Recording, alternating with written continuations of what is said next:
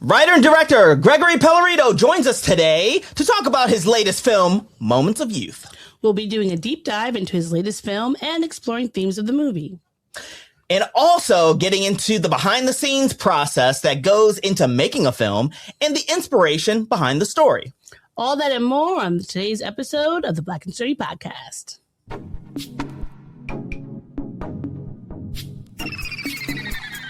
Adam has arrived. Hey, Maurice and Odie gonna take over like Zach and Cody. Black and Snurdy is the best podcast. Gonna boom like Wile E. Coyote. Gonna meet magic, they move like they hairy. Ain't talking about mental health, no, it's not scary. You know that she coming up with the astrology. Mo got a comic and that's the best policy.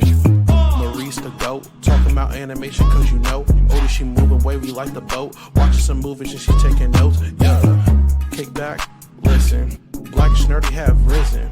Upload on a mission. 5 stars, never dissing. Black and Snurdy, ooh. Black and Snurdy, yeah. Black and Snurdy.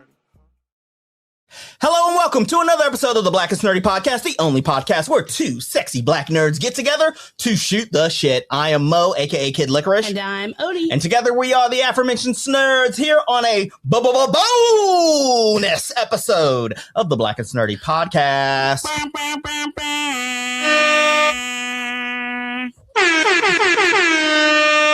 How are you doing today? I'm feeling good, feeling great, feeling good. How are you? As many times as we've done this. I know I always get it wrong, but I am allowed to put Put your stank on it. my stink on it. Sure. Okay. Some stankonia. It's okay. You know what? That is fine. Put your mark on it. Put your scent on it. Yeah. You're doing good, doing great. I'm doing well. Mm-hmm. I'm doing okay. Last week was a lot. Yes, it was. You made it through. It was a lie. I did make it through, but I made it through to the other side, and I'm prepared for another week. I'm actually looking forward to this next week. Good. Yeah, there's some things that are happening coming up in the next week that I'm looking forward to. I got some things scheduled, got some things in the mix. Mm-hmm. And then also I think the week has started off pretty well, Yeah. I would say, I'll talk about that more into the things that made me happy. Mm-hmm. But yeah, like I would say overall, like I'm in a better headspace than I was in previous episodes and previous weeks. Good. Well, tomorrow is June 1st, which marks an exceedingly important countdown. Can you guess what this countdown is? It is the countdown to the summer solstice. That's right. That time of year when the day is the longest. We're not talking about the damn summer solstice. It is the longest day of the year. It is the countdown to the most important day of the year. Yours truly. You're right. Juneteenth. Absolutely. Shout out to Juneteenth. My birthday is in 2 weeks. Yes. I'm very excited about this. Yes. I'm always excited about my birthday. You're always excited. It is. Period. Well, but you're also excited I'm always about excited, your birthday. period. But I'm also always excited for my birthday. It is kind of weird this year because things have been weird for the last year. Not the most optimal time, but I still find ways to celebrate yourself. Yeah, I feel like that's the thing that regardless whether or not things are perfect, All right. I think it's still important to celebrate and chill out. I will give you a preview as to my contribution for your birthday. Don't be surprised if it's not like a gift of the Magi situation.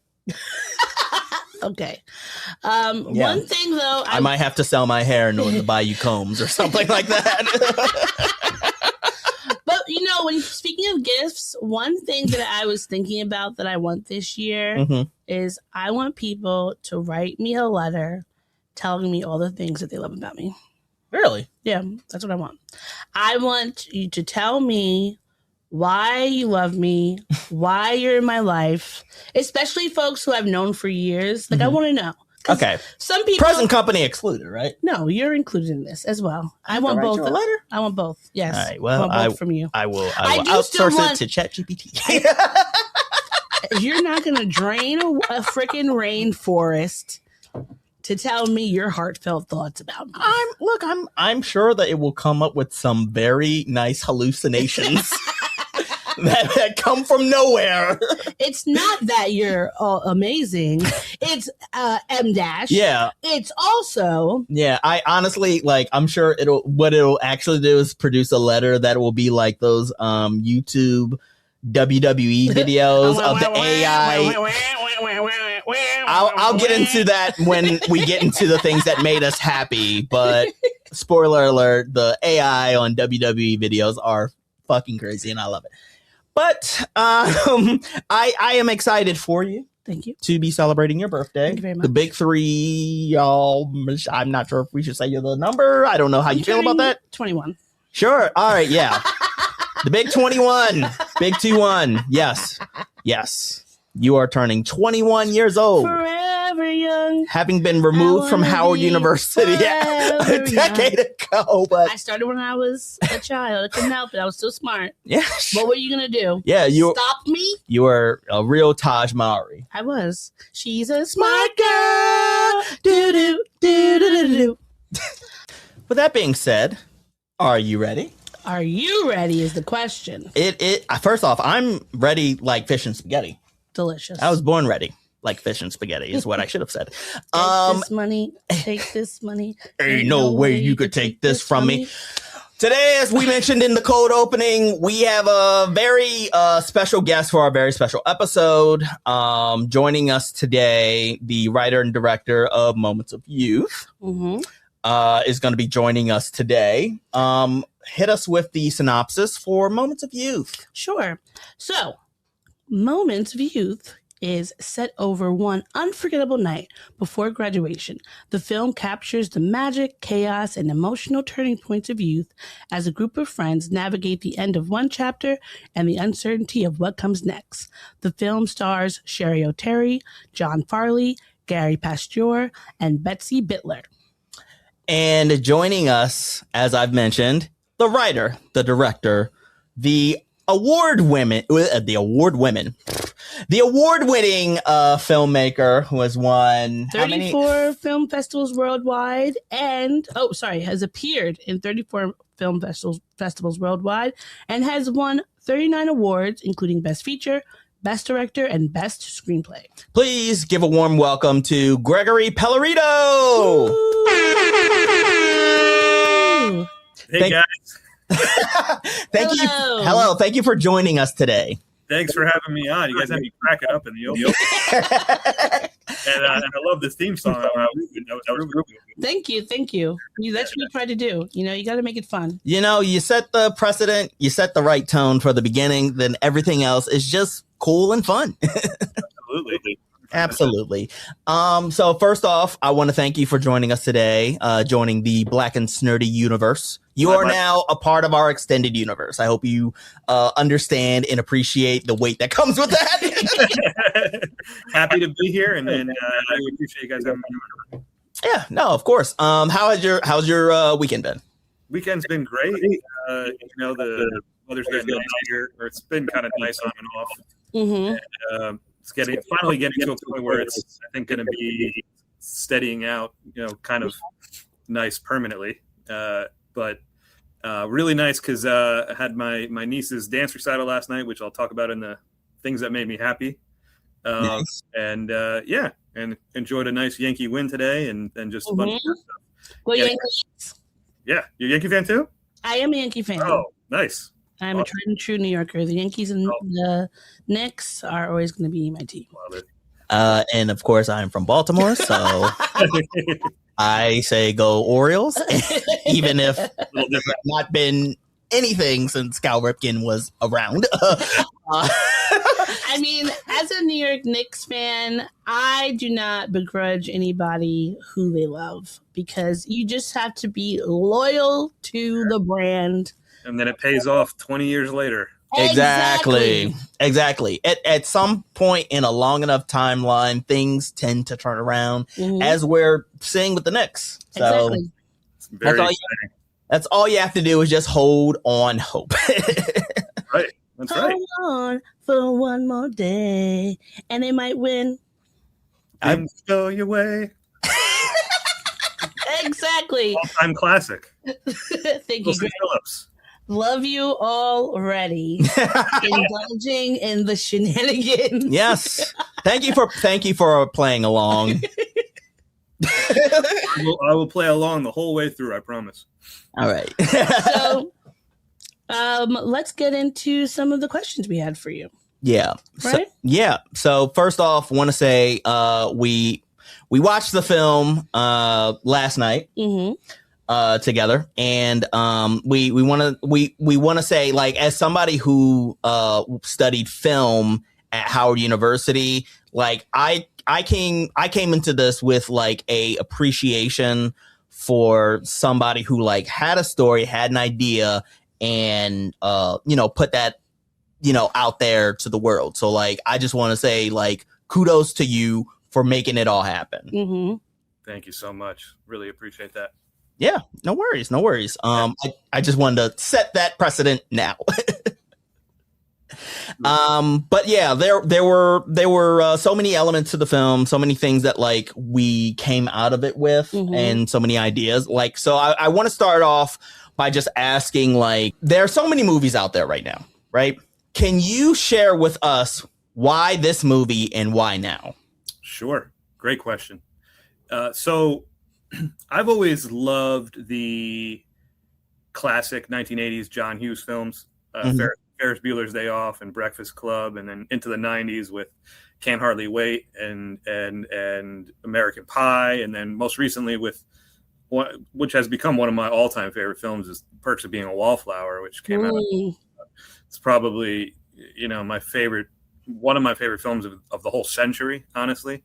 But I think I also love films that take place in one day, and I got the idea to kind of build it around a scavenger hunt. I thought it would be really fun, but I also the initial draft was of the screenplay was just about the scavenger hunt, a bunch of kids doing a bunch of really fun and adventurous and funny stuff, which is all still in there. But to answer your question, when I got further and further into it, if I wanted to make a movie about high school or teen life or youth today, I felt like there was a responsibility to really say something profound. And that's where I got the idea to sort of build the story that is now in the film around the major traumatic event that takes place. And because it's such a pressing issue that takes place today. I also felt like doing it with a lot of likable characters and a lot of fun events was a way to kind of touch upon a subject matter that's very difficult while giving it a very uplifting ending. I think that a lot of the components that we deal with are real life kind of characters, and a lot of the dialogue I made it to be important. Made a point to make sure that the kids talk like kids talk today. And I wanted to make a movie that kind of speaks to today. That's really what my main goal was. Cool. I do want to ask a follow-up question. You mentioned like you specifically like wanted to make a film for today, and as far as like channeling the lingo and the linguistics that children are using today, or teens I should say, that are using today, did you find that challenging?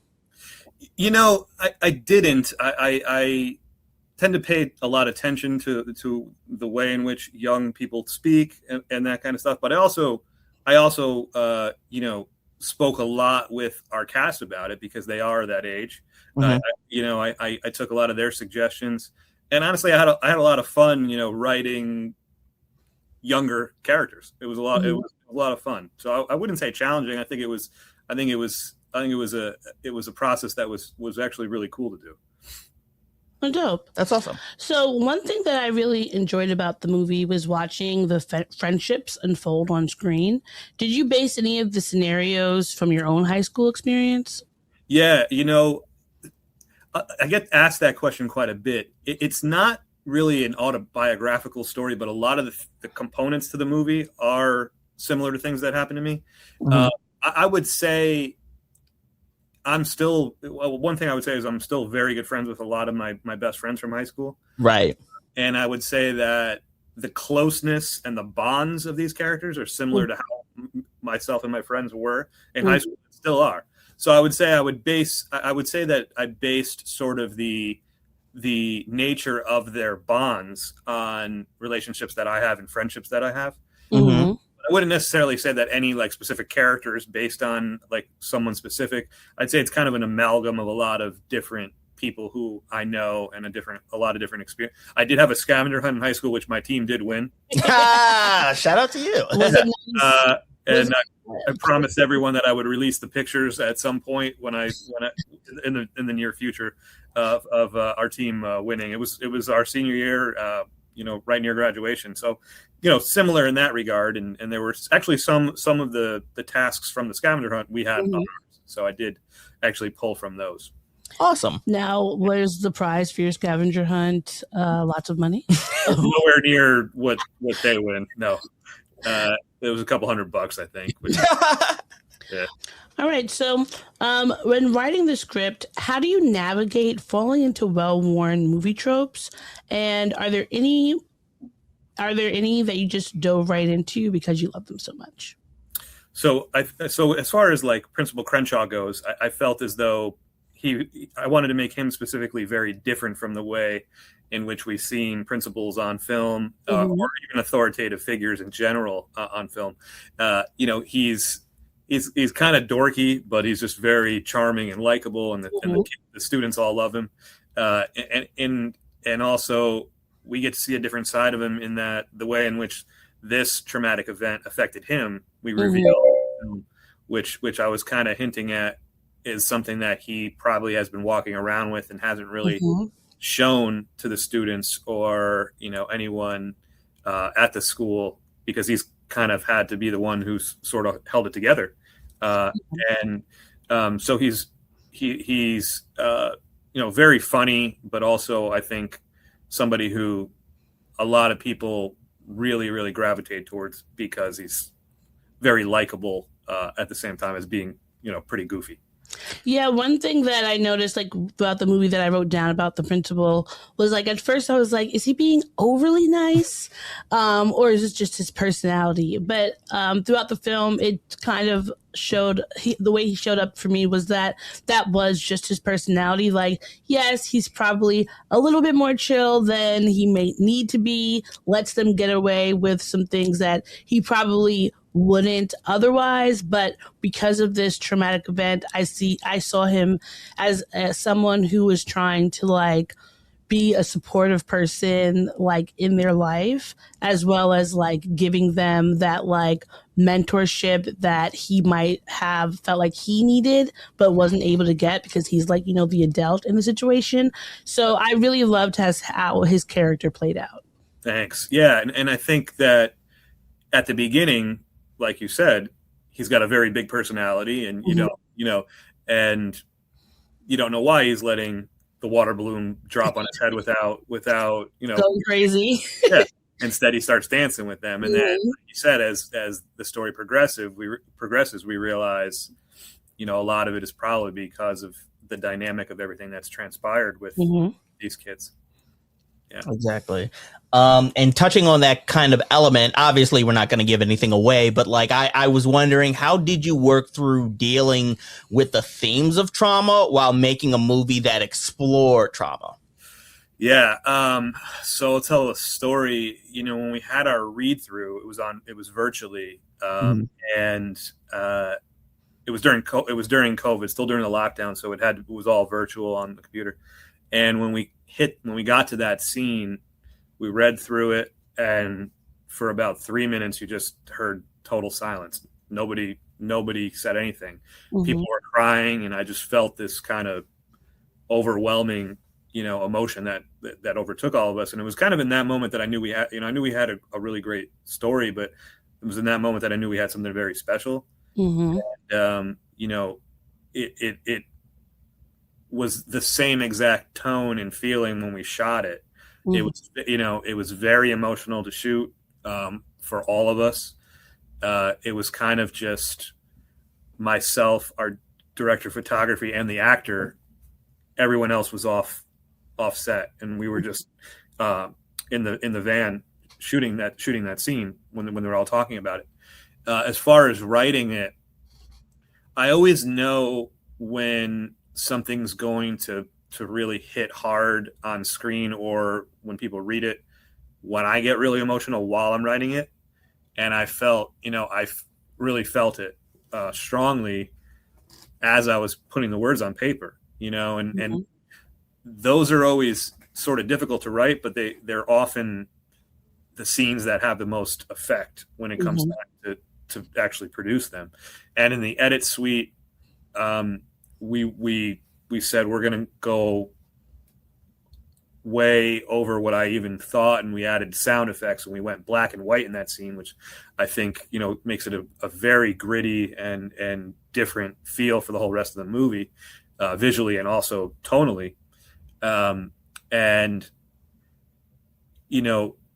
there are so many different components to it in terms of the music, and when Lily starts singing, that's when we bring the color back in. So we did a lot of things that I didn't necessarily anticipate when I wrote it, but editing it was also every bit as emotional for me as it was. So it was emotional writing it, it was emotional shooting it was emotional editing it. And for our editor, very emotional for him and our whole editing team, because we all said, if we're going to do this, let's really go for it. And yeah, so, and I think that it really paid off on it, because I told everyone when we were shooting it, I said, this is the scene that people will be talking about 20 years down the road or 30 years down the road. This is the scene that, so let's give it the respect while we're shooting it that it 100% deserves. And I think it's interesting to do a coming of age story coupled with trauma, because these are vastly different from the ones that I know that I grew up on, because they might have had like serious moments, but the things that kids are dealing with now and teens are dealing with now have changed drastically from when we grew up. And just thinking about, what kids are dealing with, like COVID is a trauma that, kids, both kids and adults still haven't really had a chance to grapple with and get the support they need. So I think that touching on those things in a film, along with the other myriad amount of traumas that kids are dealing with that we never could have expected, thinking what was going to be happening 20 years down the line, is really important. And so, for the sensitive material regarding the traumatic event, how did you decide what to show and what to leave implicit? That's a wonderful question. So what I got the idea was that I wanted to tackle this specific issue, but I didn't want to actually show it taking place. Of course. What I wanted to show was 2 years later after it happened, because what I really sort of felt was important was that, we hear about these events happening and then they'll be in the news. And then, a week will go by or 2 weeks will go by, and unfortunately another one might happen, or a month will go by. Unfortunately, that happens so often, I guess. Yeah. And what I wanted to show was the effects that it has on people years later. These kids in the film are going to deal with this every day for the rest of their lives. So what I was trying to show, I wasn't trying to make any kind of major political statement about, gun violence or anything like that. I simply wanted to show how much it impacts people 2 years later, 3 years later, and then probably, there's probably not a day that goes by that any of them will not think about that day.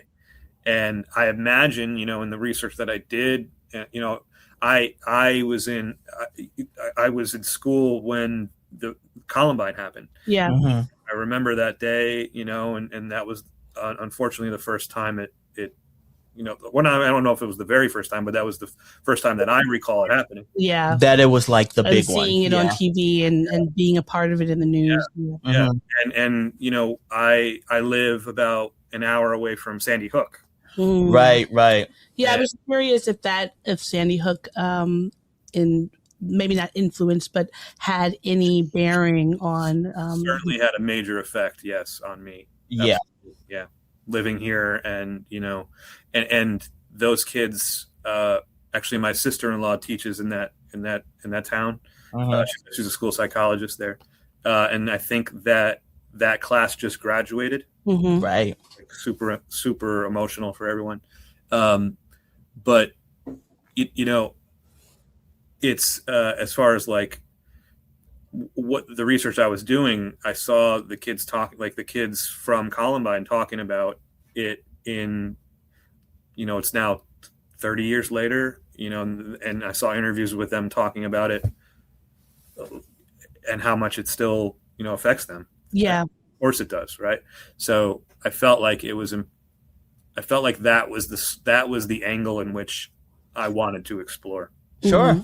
As somebody who went to school for film and someone who spends time studying media and studying stories on this podcast and just in general, I'm just gonna I came into the movie from a storytelling perspective, and I noticed some tonal shifts across scenes throughout the film. Can you walk me through your thinking on tone and how you decided to land where you landed, like, based on the scene? Just walk me through that perspective. Sure. Great question. So I came up with kind of a scale. I said if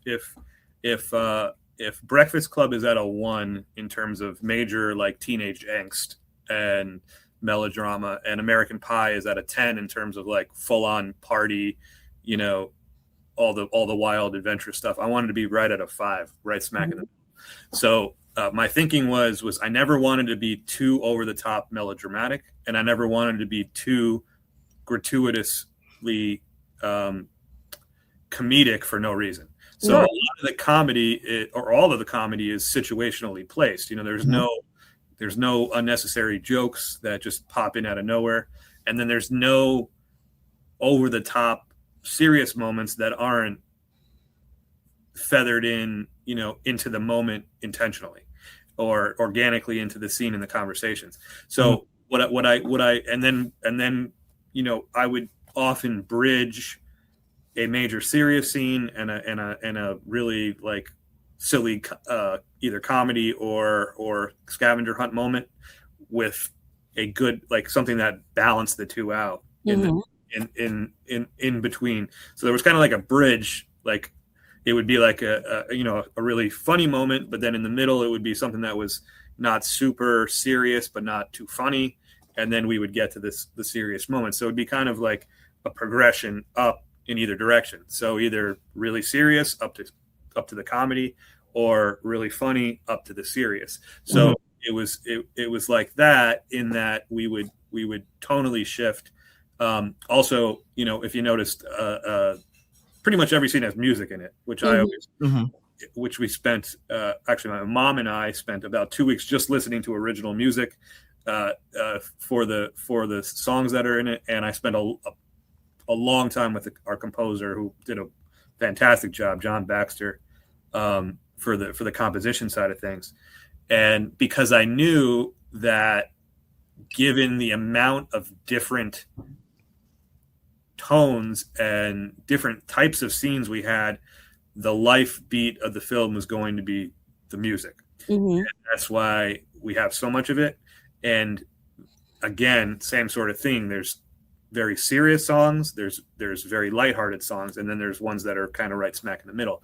So using the music and also very specific types of camera work, the way things are shot, what's actually in the scene, the certain way things are lit and colored, helps that sort of sliding scale when you go from one extreme to the other type of thing. It's funny that you mentioned American Pie, because while we were watching it, I remember saying like, "Oh, this is like American Pie plus trauma." That was the vibes that I was getting. Just thinking of how to navigating both the coming of age plus that severe tonal shift and being able to marry it into one. So I had a question more so about like the decision making process on the film. So someone we were speaking to recently told us that your favorite piece of tape is the one that you should cut. Is there a scene that you had to take out that you loved? And would you put out a Schneider cut of Moments of Youth to add in all those parts that you were missing? Because I saw in one of your interviews you were talking about loving seeing like the back end process of the film. So would you put out one of those so people can see everything else that you loved? Yeah, like a director's cut. Yeah. So I would say that the cut that we have is definitely the one I wanted to go with. Mm-hmm. There were scenes that got cut, which I would probably, I would probably do ultimately on the DVD, some kind of deleted scenes, that type of thing. And if possible, yeah, I would love to do like an extended version, at some point if it's possible. That's something that would be cool. But at the same time, I think the scenes that are in the film are all the ones that are 100% necessary. I think the ones that got the full scenes that got cut weren't needed, or I found a quicker way to get there. The edit, or we reshot some stuff. I think what we did do was if anything, we kept every scene that we absolutely wanted and that I absolutely wanted. And what we did was we just trimmed them down to what was absolutely necessary. So every scene that's in the film, there was nothing in there that I didn't feel like, oh my God, we lost that scene. I would have been upset if that would have happened. 2 hours and 5 minutes is the exact version that I wanted it to be. Sure. All right. Okay. That's great. That's great to hear. So like moving slightly to a different direction, as an indie filmmaker, you're working with a tight budget, but you were able to get some heavy hitters like Sherry O'Terry and a private jet. How did you decide what you were going to use your budget for? That's it. Yeah. So Sherry and John and Gary and Betsy, all four of them had worked with two of our producers before we shot, so they were friends of theirs, and they sent over the script and they signed on, which was they loved the script and they said they would come and be part of it. Awesome. I knew that I wanted to spend a lot of the money on those four roles. I also knew that I wanted to spend a lot of the money on making sure the film feels big. So that meant we were at 3 or 4 locations in a day sometimes. And, the private jet took us a year and a half to book. And I'm thrilled that we did it because it was a really fun day to film on it. And, I love that we have it in there. I'm thrilled that with all, the back and forth of what it took to get it and finally lock it down after the amount of time it took. I'm so glad that, it came out the way it did. And yeah, I would say that I knew that a lot of the money was going to go towards our name talent. And I knew that regardless of anything, in order for the scavenger hunt to remain exciting and interesting, we had to keep moving. Yeah. Had to be in, it's essentially 2 stories being told at once because there's 2 different teams that we follow the whole movie. So basically, and they're never, they're not really ever doing the same things. They meet up in the middle at the carnival for a little while, but it parallels stories going on at the same time. we needed so many different locations, and they're happening simultaneously in the story, right? So it feels very large because of the amount of different things that they're doing, the amount of different places that they're going to, and also honestly the different kinds of things that they are doing. Professional sports game and private jet, and all. They're not like one house to another one where you can shoot. You can shoot in one house for like 12 and make it look like 7 different houses. There are of course interior house scenes that we did, but I knew that the money was going to have to be sent there to make sure that we are going to a lot of different and interesting kinds of places. That's understandable, And so, what advice would you give independent filmmakers who are trying to manage tone and performance on a tight budget?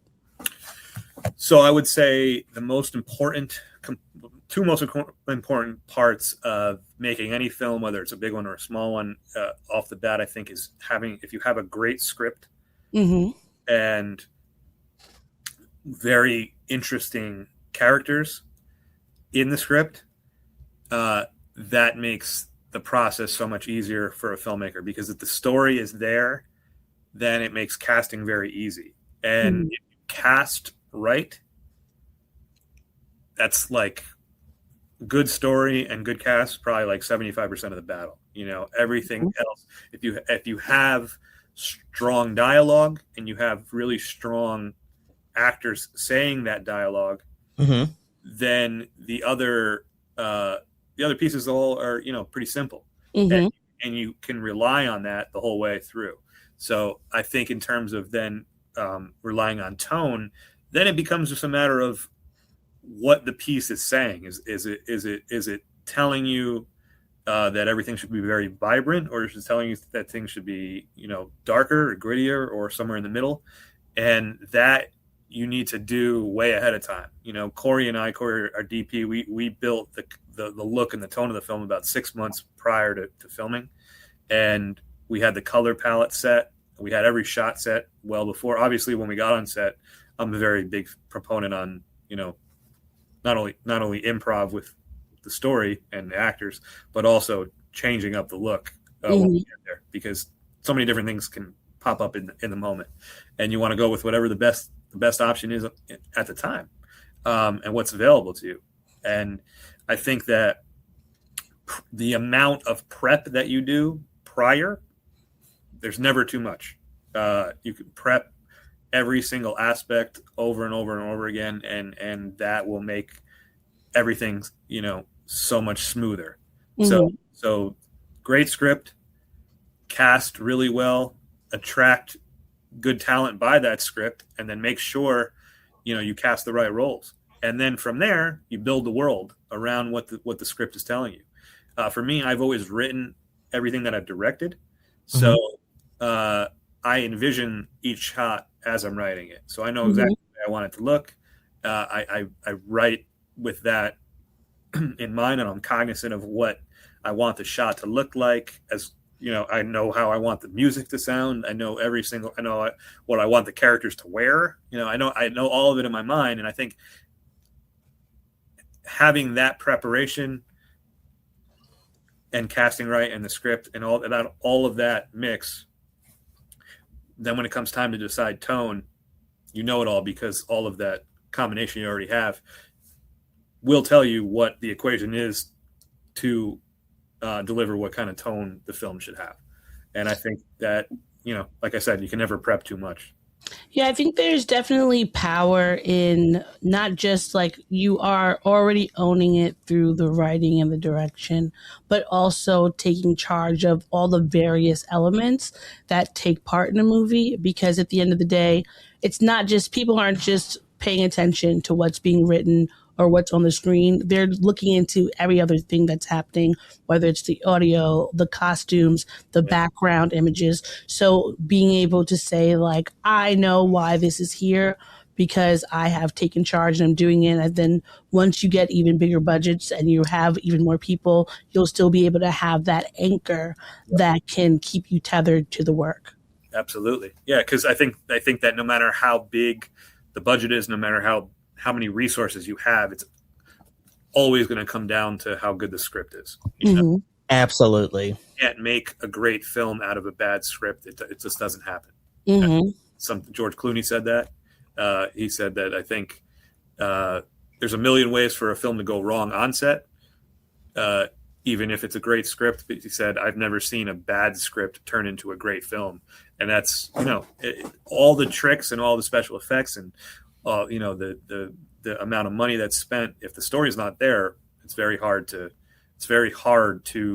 make it into a good film.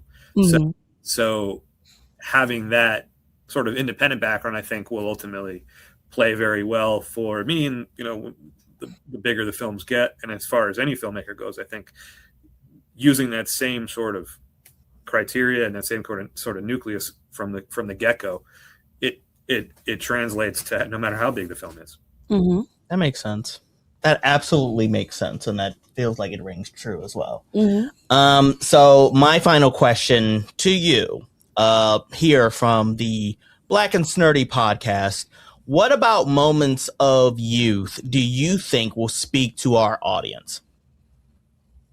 So I think that it is a film that mostly features younger characters in terms of Gen Z. They're the bulk of the main characters. However, I think that a lot of the themes are universal, and I think they cross over to every generation. I think that every generation can relate to not only the characters. I'm told all the time, like, I remember a guy, just like that in high school, or my roommate was the same as her in college. I think that what happens in the film are things that a lot of people can relate to, and also it brings back a component of nostalgia that excites them to be transported back to that period. Or in the case of anybody who's of the same age as the characters, it is relatable in terms of what is happening, and also I think that it's exciting for them to see the different possibilities that they could do, the type of adventures they could go on. And I think that also my biggest hope is that people watch the film and take away that no matter how traumatic of an event that can happen in your life, there's always a way through it in an uplifting manner that you can have as an outcome. And also the relationships and the bonds of the people around you help you through that event and help you to that uplifting moment, which is why it was very important for me to end on a really uplifting moment of these kids going off, to the rest of their lives. Absolutely. And this night sort of serves as their way of, moving, they're never going to let go or forget about what happened, but this is their way of moving forward into the next chapter. And I think that, more than anything, people can relate to a story about hope, and no matter what background you have, I think a hopeful story and characters and a story that you're rooting for will always be a winner. So, just as a refresher, this is our cast from Moments of Youth.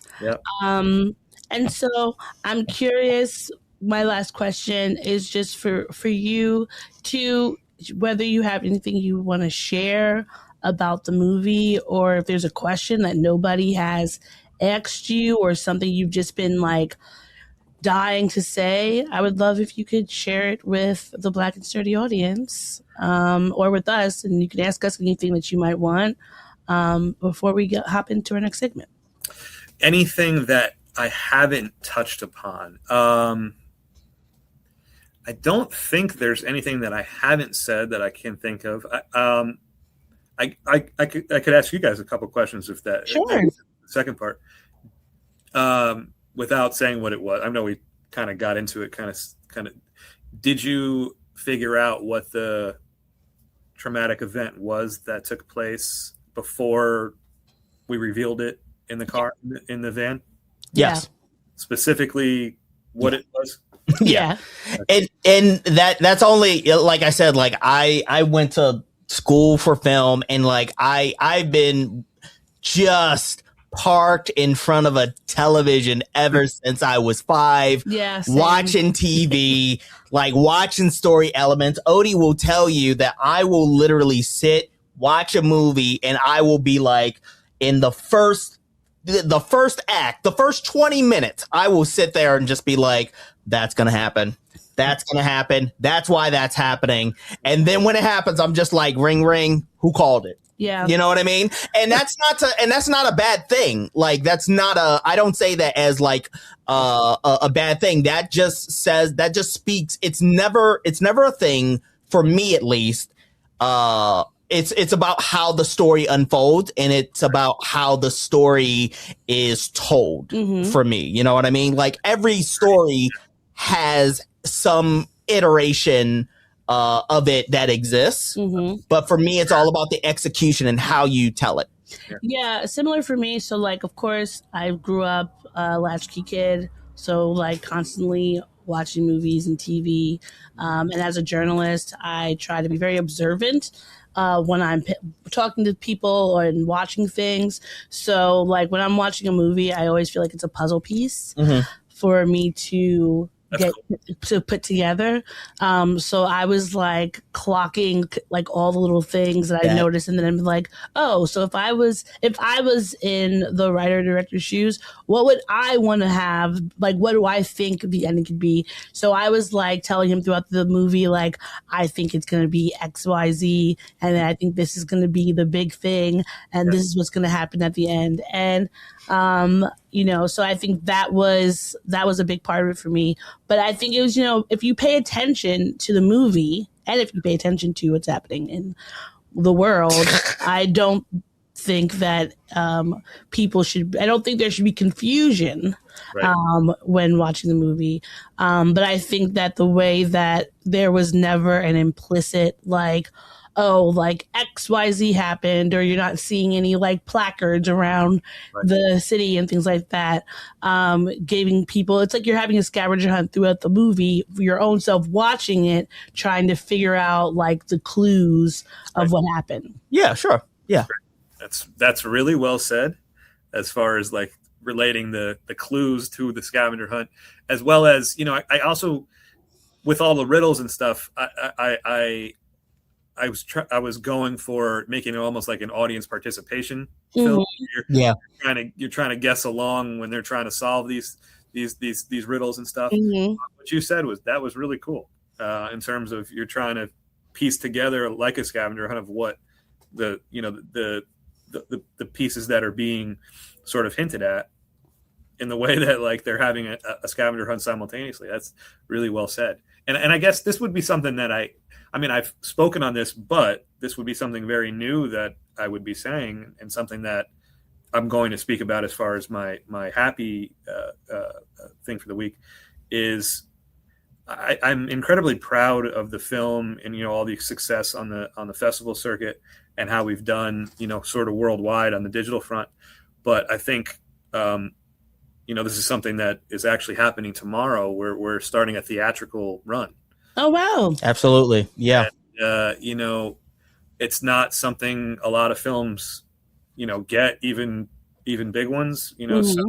So the fact that that's happening is something I'm incredibly proud of.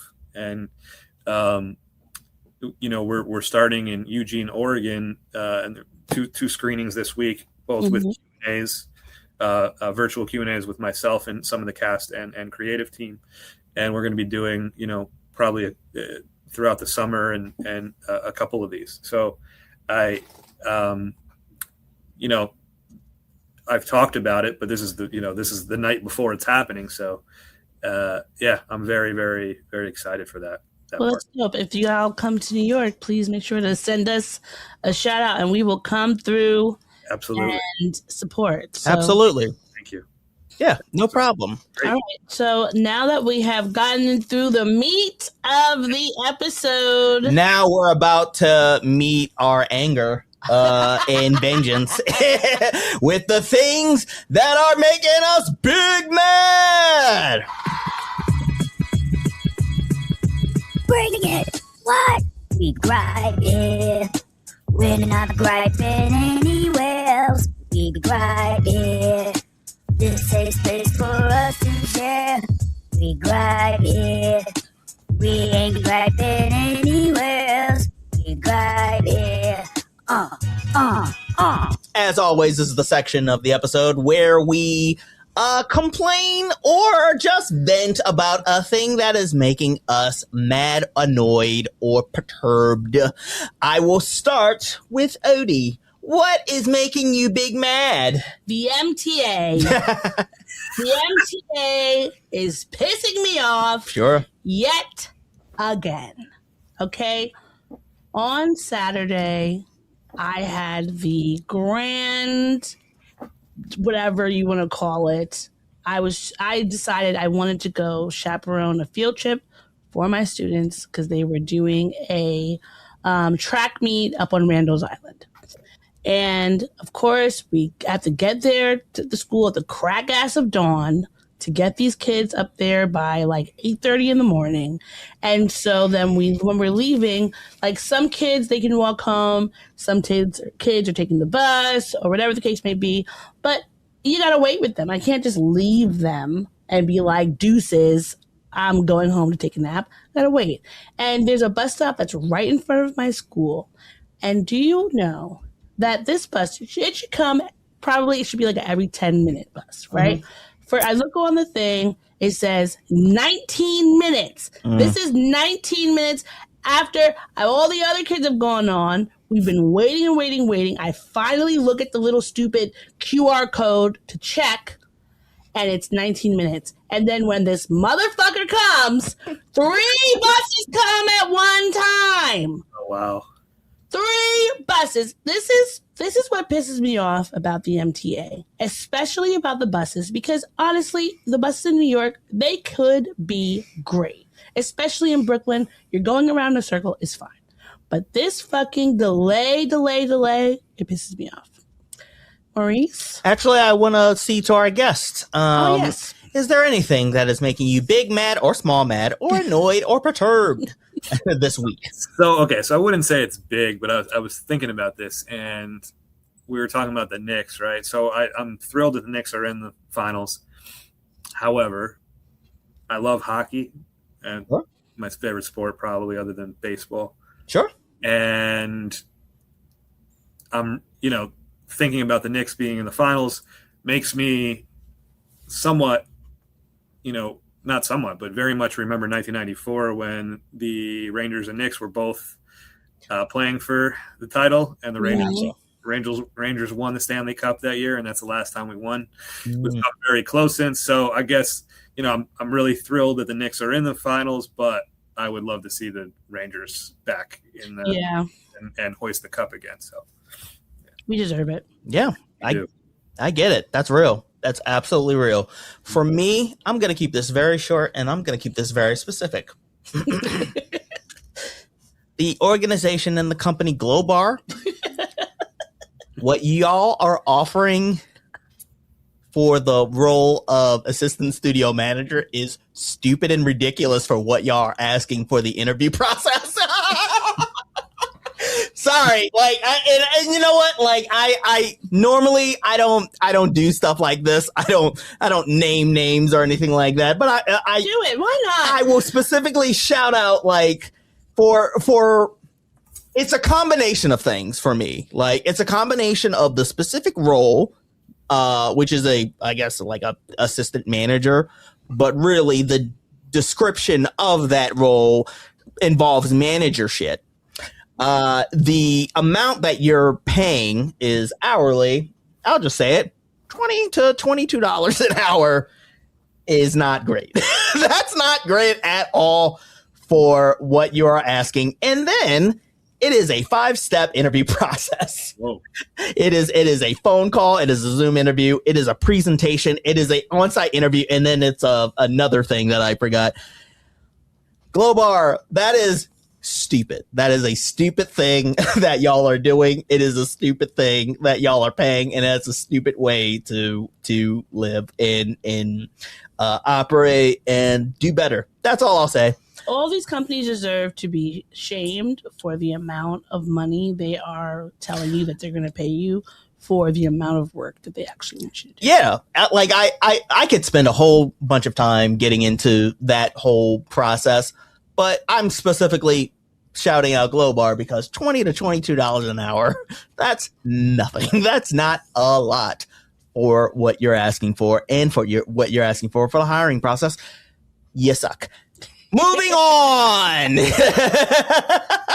With that being said, now that we've gotten the things that are making us angry out of the way, let us change gears and focus on the things that are making us happy.